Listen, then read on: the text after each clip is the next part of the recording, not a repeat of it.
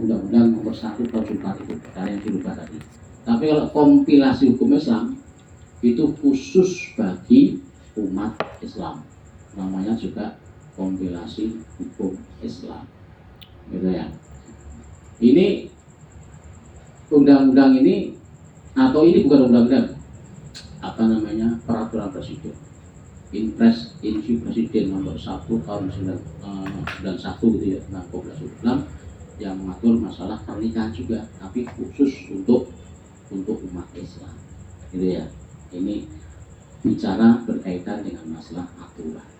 Dan setelah kompilasi Islam perundang itu ada lagi Perdirjen, PMA, kemudian peraturan pemerintah, peraturan menteri agama, itu banyak sekali, sampai terakhir itu adalah peraturan menteri agama nomor 30 tahun 2024. Ini tentang pencatatan pernikahan. Ini aturan yang terakhir. Mengalami suatu perubahan terus itu dalam aturan pernikahan itu. Nah, kenapa kok diatur seperti itu? Ya memang apa namanya, sekali lagi tentang perkembangan zaman itu perlu seperti itu. Maka bahkan hukum Islam pun itu mengikuti perkembangan zaman gitu ya, perkembangan masyarakat yang berlaku yang kita alami selama ini.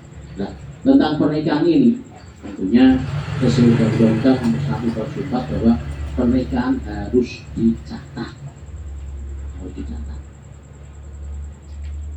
di kantor urusan agama kecamatan bagi yang beragama Islam.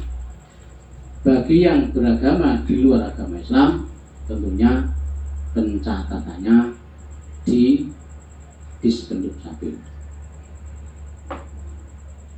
Agama Islam, Nasrani, Hindu, Buddha, itu pencatatannya bisa. Kalau di KUA khusus bagi agama Islam. Tapi ada wacana-wacana lagi itu. Besok nanti KUA itu melayani semua agama. Tapi itu baru wacana.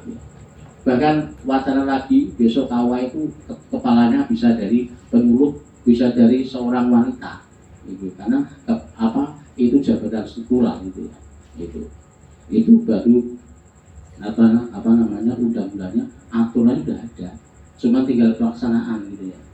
Nanti kalau kepalanya KUA bisa perempuan, bisa penyuluh gitu ya, penyuluh itu bisa ya, kepala kemenang gitu Pak.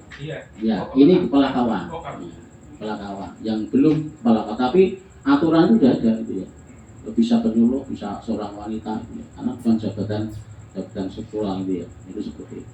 Jadi sekali lagi pernikahan itu harus dicatat, jangan sampai pernikahan itu tidak dicatat di kantor urusan agama. Kalau tidak dicatat tentunya tidak punya kekuatan hukum, maka para ulama kita, para kiai kita dulu yang tergabung dalam pengadilan agama itu sudah mikirnya jauh-jauh bahwa pernikahan itu harus dicatat. Bahkan uang utang dicatat gitu. Karena kalau nggak dicatat itu bisa diingkari janji gitu, bukan prestasi. Bahkan ketika kalau kita kembali ke sejarah dulu dalam masa Umar bin Khattab itu telah memutuskan suatu perkara, dimana sudah diputuskan, tapi masing-masing yang berperkara itu ikat janji, bukan prestasi atau ikat janji. Akhirnya kan Umar itu setelah memutuskan lagi kan dicatat gitu. Nah itulah pengadilan pertama kali umat Islam itu adalah pada waktu Umar bin Khattab itu.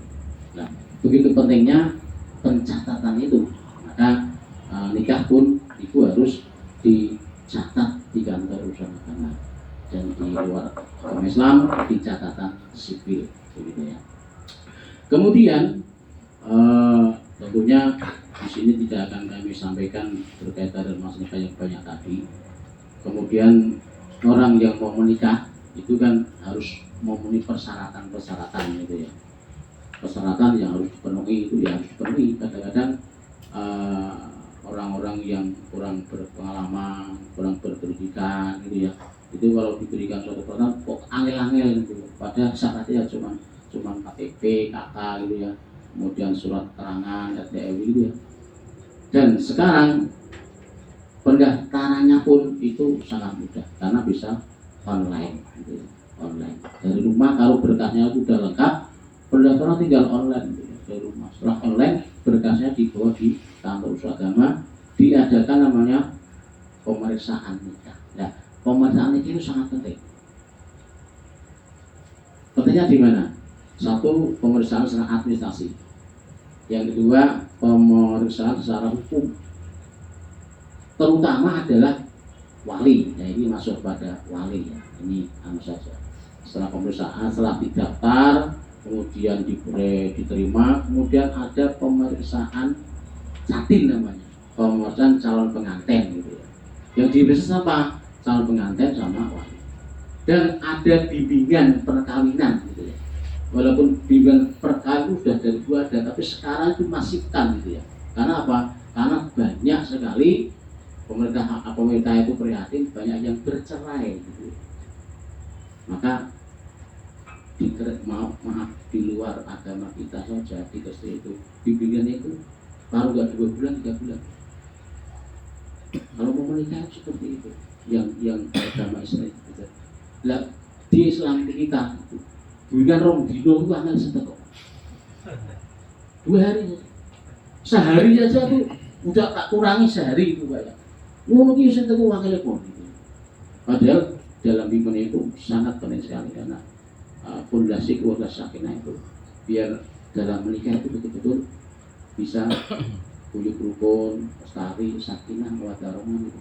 Tapi ketika dibimbing itu sulit datang. Dikek bukunya ora diwaca.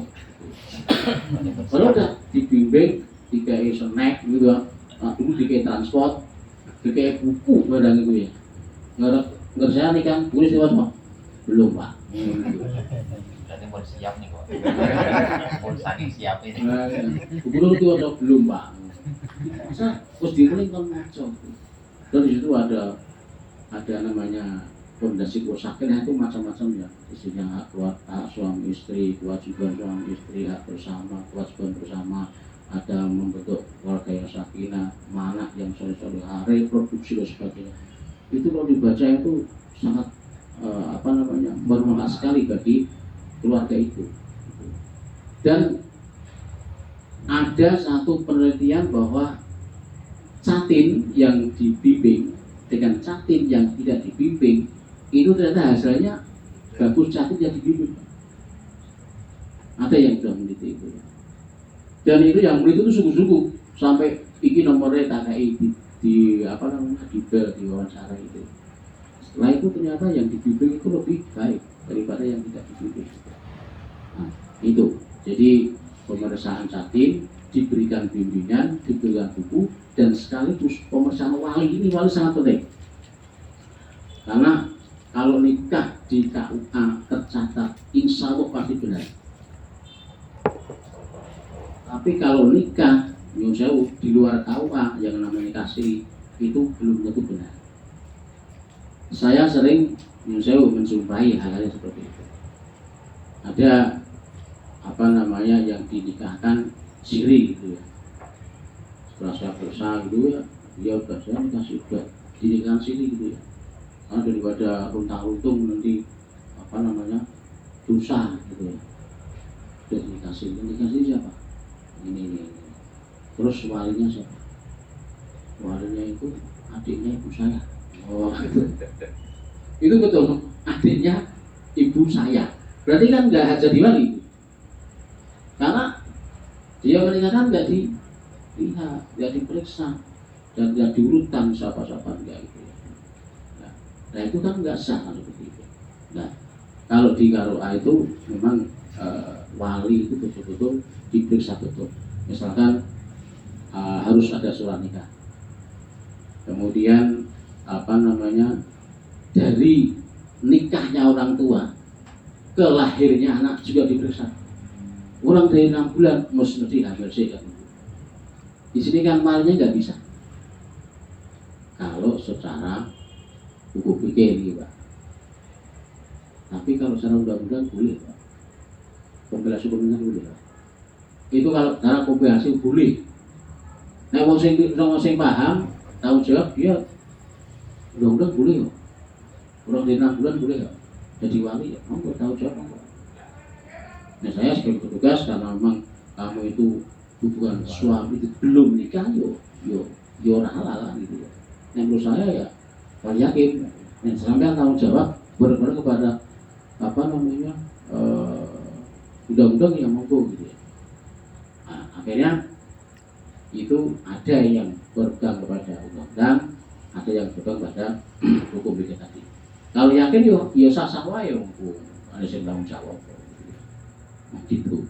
Jadi wali, misalkan seperti itu. Kemudian wali lagi ada yang bukan anak kandung,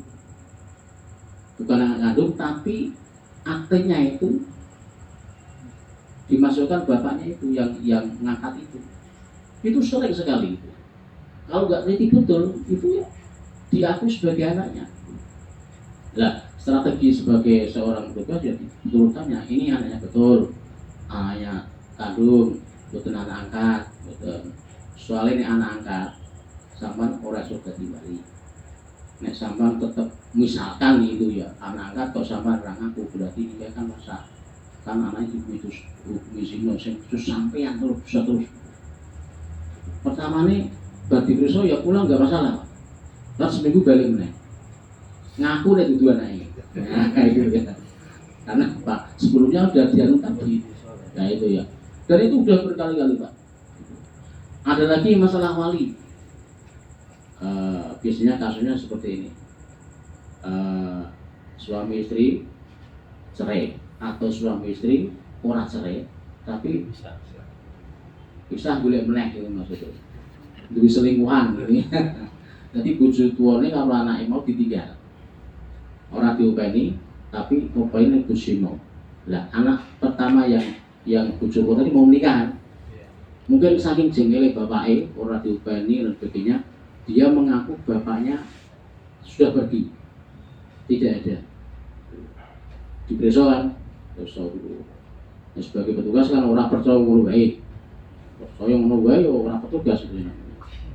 Kalau memang ini apa yang kamu katakan itu betul, bapakmu itu tidak diketahui alamatnya dan sebagainya, ya namanya nanti nikahnya wajib. Bapaknya makut tidak diketahui alamatnya. Tapi ada syaratnya apa? Surat pernyataan. Yang bertaran tiwa ini namanya, silakan bapak saya yang nama ini adalah pergi sudah sekian tahun tidak diketahui alamatnya. Diketahui artinya RW ya. Anak itu betul-betul bikin Pak. Ibu anak mengakui bahwa bapak itu pergi gitu ya. Pergi. Tanda tangan bermaterai ada saksinya. Terus dinikahkan Pak. Kalau ngalian sini. Orang bersekali 2 kali. Setelah dinikahkan, bapaknya semua toko ngamuk-ngamuk. Di KUA gitu. Saya dia mau di toko, mana yang nikah saya? Aku yang menang. Apa jenengan toko-toko kamu apa? Nah, mau pilih anakku dinikahkan tanpa ada wali kok. Kan gitu. Kau orang dibutuh. Nah gitu. Dan sini dulu Pak, masuk Pak, duduk Pak gitu. Nah, anak jenengan senikah sinten sini ini Pak berkasih. Ya kan senikah saya Pak. Itu perlu terjadi Bu. Saya Pak jenengan arep nikah ke anak kuwi diparani bojomu apa ora? Anakmu apa ora? Enggak, kok dikasih tahu lah sebabnya apa? Aku sebenarnya sebabnya Pak. Wong tak prosose ya. Sebabnya sampean dipuju meneh. Ngono to Pak. Anakmu bojomu ora mbok openi. Akhirnya barangkali sebelum diteruskan ada pertanyaan gitu ya. Oh, iya. Terkait wanita hamil yang di luar nikah, suaminya kecelakaan meninggal dunia Pak ya. Dan itu kan dengan tidak bisa menikahkan karena dalam KHI tidak boleh dinikahkan dengan laki-laki yang bukan menghamilinya. Tapi kemarin kan kita bisa buat menyampaikan kalau menurut mazhab Syafi'i itu boleh dinikahkan baik itu oleh yang menghamilinya maupun yang tidak. Maka terus gitu, mari ya. Dan itu jalan keluar itu pun Pak. Umpamanya Ya ini karena asas apa ya? Kasihan sudah anak. Hampir nanti lahir kok. menjaga ya. Jadi umpamanya ada orang yang memaksa, mana ibu, jenengan orang mesak ini lahir ono bapak tak nikah karo wong sing gelem niku lah ada orang. Nyuwun sewu tak pedhot. Kasusnya benten. Iki ben aku rewa. Nggih. Nah, ada yang seperti itu kira-kira menurut jenengan pripun? Nah, saya kan sebagai petugas, Sik, madhab saya kan pemerintah. sik. Iya, iya. Niki kula lurus Bentar, kita musik. Madhab saya kan pemerintah. Pemerintah itu kan ada aturan tadi. KI dan sebagainya. Walaupun dari fikih tadi yang sampaikan dosa tubuh dari apa namanya baik yang menghamili atau yang tidak menghamili untuk menjaga kasihan anaknya boleh menikah ya monggo. Tapi secara aturan hukum positif itu ya bahwa wanita hamil itu hanya bisa dinikahkan kepada laki-laki yang menghamili kan itu kalau yang tadi kasusnya yang suaminya meninggal ya kalau mau nikah ya sampai melahirkan. Dan kalau ada orang yang kepingin Itu tidak kami boleh tolak. tolak. Kami Tapi tolak. kalau setelah melahirkan, Ya boleh melahirkan fase barang kan ya bentak barang fase gitu ya. Jadi nikah itu resepsi kan gitu ya. Nah tapi apa namanya sekali lagi bahwa itu nggak bisa. Jadi makanya kalau saya menikahkan, ketika saya memeriksakan ketika hadir saya tanya. Nah ini juga banyak sekali ya. Jadi penikah yang hamil itu kan saya sudah hafal ya hamil orang itu kalau sudah hafal itu. Jadi kalau pas Indonesia wah gara-gara kasih sakit ya. Itu ya itu kan mungkin. Rasa aku sih iya. Hamil 3 bulan, 4 bulan. Bahkan ada hamil yang sampai 8 bulan. Ya, bapak tak aku itu nggak tahu. Pak, dengan itu anaknya hamil kalau anak itu sendiri. Terus kalau aku belum kasih itu lagi, apa namanya? Lagi nikah.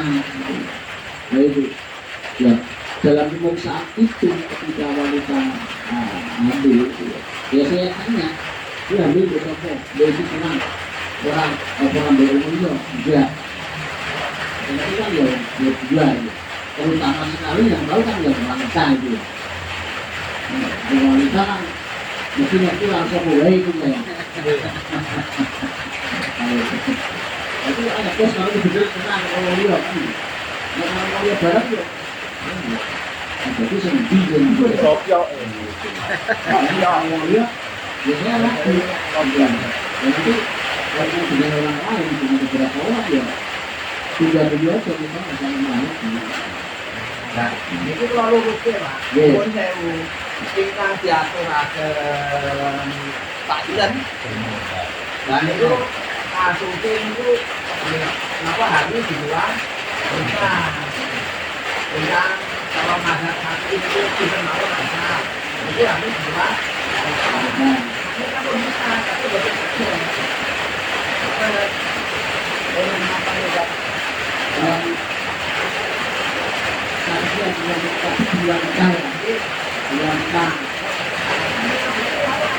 Kalau kita baik itu yang kita pilih belum kita